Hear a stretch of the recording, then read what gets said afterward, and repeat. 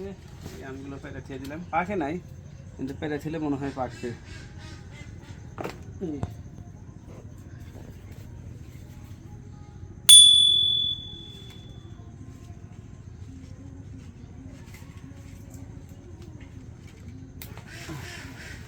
মটর সহ রেখে দিই এটা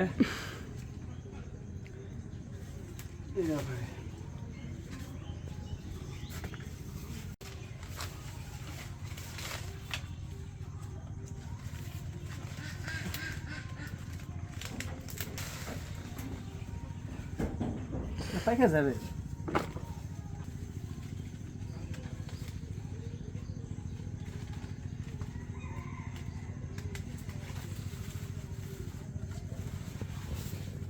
ধরে গেছে, লাল হচ্ছে, পাকতে। যেটা হলুদ হয়েছে সেটা পাবো। দিদি পাঠাবো। বিসমিল্লাহির রহমানির রহিম। আমগুলো পাড়া হলো, এখন তাকে তুলে নিই।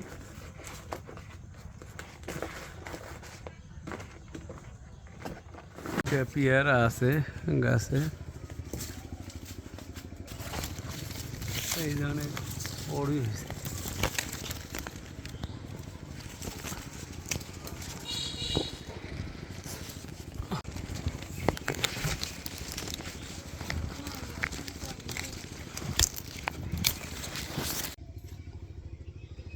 দুইটা পেয়ারাও পাইলাম, আমগুলো পাড়ার পাশাপাশি পেয়ারা পাইলাম। হয়েছে বর্ষাকালে পেয়ারা একটু স্বাদই লাগে, দেখি কেমন হয়েছে। বৃষ্টি দিয়ে কিন্তু ধুয়ে গেছে পেয়ারাগুলো। বিসমিল্লাহির রহমানির রহিম।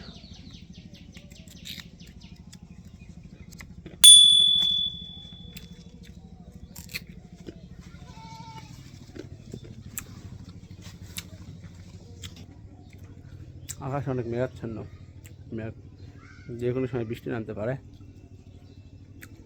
পেয়ারাটা মিষ্টি।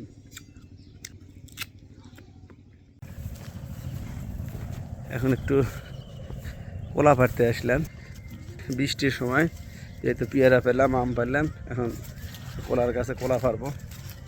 একটু কলা পাড়তে যাচ্ছি, জঙ্গলের ভিতর দিয়ে যাওয়া, যে জঙ্গলের জঙ্গল, জোঁক আছে আর ভিতর, এই টেওয়াইনা জোঁক যেগুলোকে খেরা জোঁক করে বলে আমাদের এইদিকে। হ্যাঁ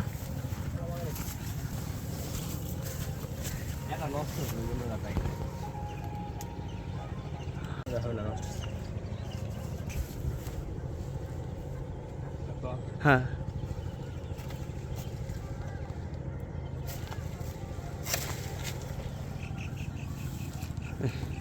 একটা কলা মনে হয় পাইছে, মানে কোনো রকম গাছের কলা ফেরা নিলাম। বর্ষাকালের কলা পাইছে।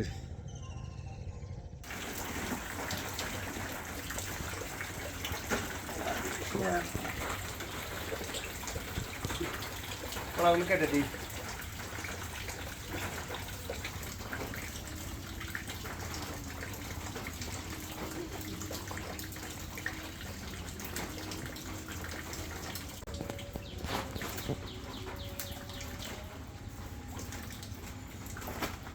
দর্শক বন্ধুরা, কলা ফেরা নিয়ে আসলাম, আবার আম গাছের আম প্রায় শেষের দিকে, সেগুলো পারলাম, পেয়ারা কিছু পারলাম।